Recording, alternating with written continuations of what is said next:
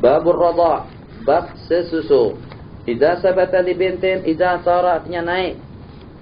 Samana daripada saurah itu adalah pemberontakan. Sara yasuru artinya mengalir, naik.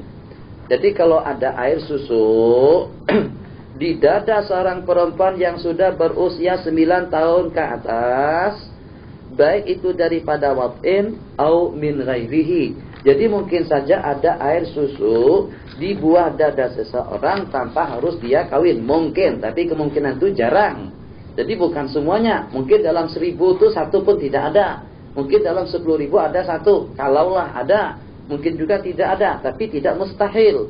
Jadi kalau dengan seorang wanita ada memiliki air susu, terus itu disusukannya kepada tiflan, kepada kanak-kanak kurang dari 5 tahun, dalam jangka yang berpisah-pisah, dengan hitungan yang terpisah-pisah, dengan 5 kali menyusukan, maka anak itu tadi itu akan menjadi anak sesusu. Diingat sini catatannya, khamsa radha'at. Tengok juga dengan masalahnya, dunal haulain. Sementara yang sudah punya kumis, yang sudah punya misai, janggut dah panjang, terus menyusu dengan bini. Istri sedang bersusuan, anak tak mau menyusu. Mungkin anak sedang sakit, atau malas menyusu, dia senang main saja. Ayo, kata ayahnya, hang mau menyusu atau tak? Kalau tak saya ambil. Dia pun tak paham, kita ngomong apa dengan dia, simbang apa dengan dia. Akhirnya dengan puting susu tadi itu diisap oleh ayahnya, anaknya musuh sebelah kiri, ayahnya nyusu sebelah kanan. Atau juga dengan anak tadi itu mengisapnya tak terlalu kuat. Jadi kata ayahnya, innal mubadzirina kanu min ikhwani syayatin.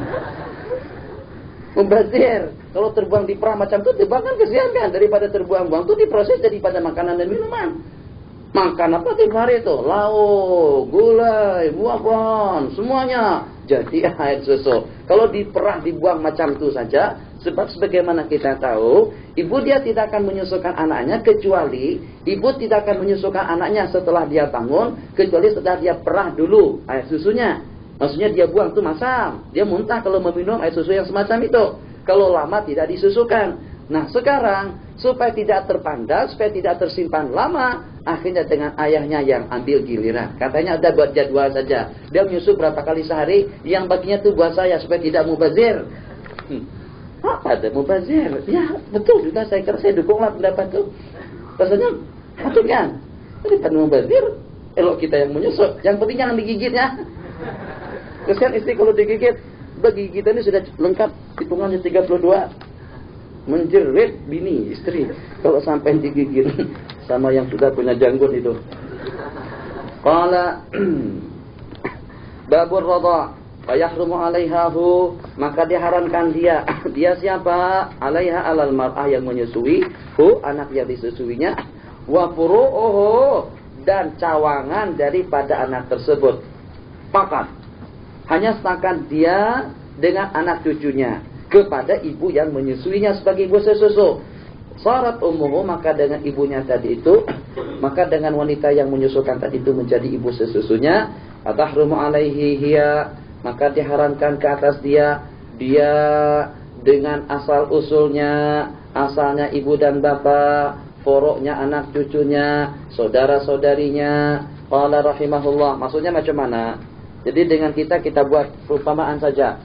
Yang hijau menyusu ke atas. Ini yang atas ini tukang susukan, ini yang menyusu. Jadi yang istilah haram di sini, si anak itu saja. Susah dengan itu terlalu banyak. Ini anak ibu jari. Ibu jari menyusu kepada jari manis, pada jari telunjuk. Ini perempuan, tetap jari tangan. Ini dengan telunjuk, anaknya menyusu ke sini. Jadi yang diharamkan belum jelas juga dengan telunjuk. Apa yang masalah? Saya menyusu dengan seorang perempuan, apa problemnya? Kan apa kan bisa macam itu? Saya menyusu dengan orang Mesir. Jadi perempuan Mesir yang menyusui saya tadi itu jadi ibu sesusu saya. Saya tak boleh kawin dengan dia, dan tak boleh kawin dengan usul, foro, ikhwah, akhwat dia. Saya saja. Sementara adik-beradik saya, abang saya kah, adik saya kah, ipar saya kah, siapa saja daripada keturunan saya atau daripada keluarga dekat saya, daripada mahram saya sendiri, dia boleh kawin dengan wanita itu, boleh kawin dengan anaknya, boleh kawin dengan ibunya, tidak ada masalah. Yang haram kita yang menyusu saja sendirian. Itu dari kita ke sana. Bagaimana sebaliknya? Juga dengan anak cucu kita tidak boleh kawin dengan si wanita itu. Sementara kalau yang selain daripada dia itu tidak mengapa. Jadi haram itu dari kita ke dia. Sementara dari dia ke kita itu tidak ada problem. Maksudnya dari mereka, dari dia kepada mahram kita itu tidak mengapa. Wa in taral labanu min hamlin, kalau seandainya naik keluar air susu disebabkan karena hamil min zaujin, hamil daripada seorang laki-laki, maka dengan anak yang disusukan tadi itu akan menjadi anak kepada suaminya. Fayahrumu alaihi ar-radhi'u, maka diharamkan kata suaminya tadi itu anak kandungnya sesusu, anak sesusu, dan juga dengan cawang-cawangnya atau dengan furu'uhu, dengan cawangannya. Wasara zauju abahu fayahrumu ala radhi huwa wa usuluhu wa furu'u wa ikhwatu wa akhawatu, seperti yang di atas.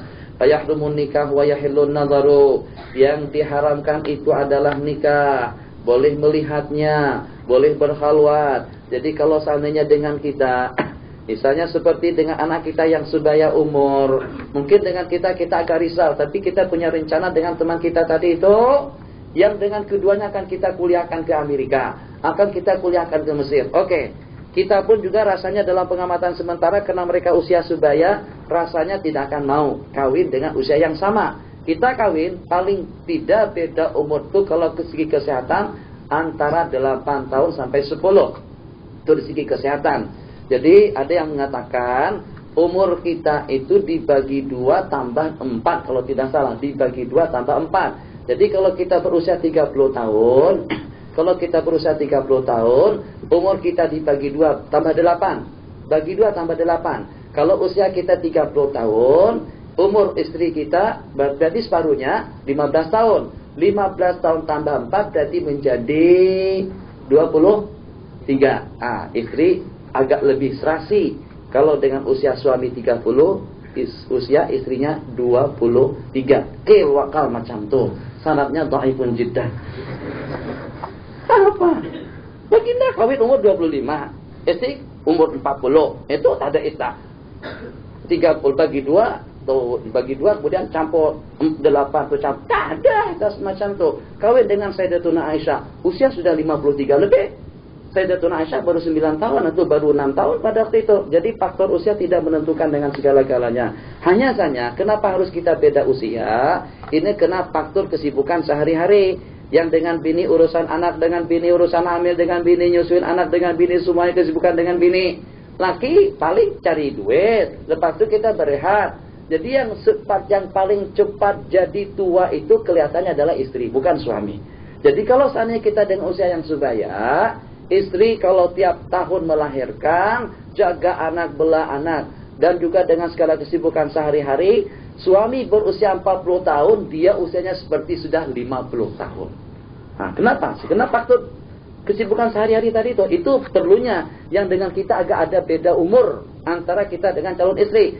Jadi dia cepat, kita lambat.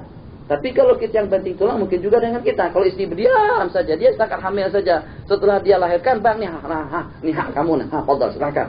Jaga situ, belah situ. Saya cukuplah menghamilkan dia. Tak mau nyusui anak dia. Untuk menjaga buah dadanya supaya tetap muntuk. Begitu kan istilahnya. Kalau tadi tarik-tarik samaan akhirnya jadi kendor.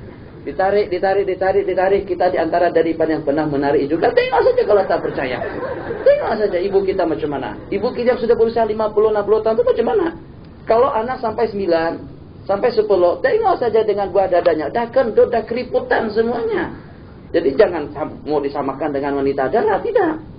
Sebab dia masih belum bersusuan. Justru itu ada dengan sebagian wanita tidak mau menyusui anak. Kita katakan, jangan heran kalau anak kamu nanti durhaka dengan ente waktu Anda tua, sebab kamu pernah durhaka dengan dia dengan tidak menyusuinya. Jangan bagikan susu lembu, nanti anak jadi anak lembu. Itu kan di sini ditanyakan Ustaz, apalah. Insyaallah habis juga, walaupun keluar sedikit. Bagi leluasa lah saya keluar sedikit. Jadi ada akhwat tanya, Ustaz, kalau kebetulan anak kita tadi susu dengan seekor lembu, boleh paham masalahnya? Ada lembu, susunya kan banyak. Jadi yang mengambil air susu lembu itu ada 2 orang anak, 1 laki, 1 perempuan. Apakah yang 2 ini menjadi anak sesusu juga? Saya katakan, ya memang menjadi anak susu lembu. Kok macam mana itu? Menyusu dengan manusia, apakah menyusu dengan lembu? Susu lembu itu kalau kita dikatakan jadi anak susu, semuanya jadi anak lembu. Ayo yang tua-tua pun minum air susu lembu. Bahkan ada yang minum susu kerbau lagi. Maka jadi anak kerbau. Mohon maaf. Kalau kerbau jadi orang tuanya. Qala fayahrumu nikah wa yahilun nazaru. Seperti dia dengan mahramnya. Selesai.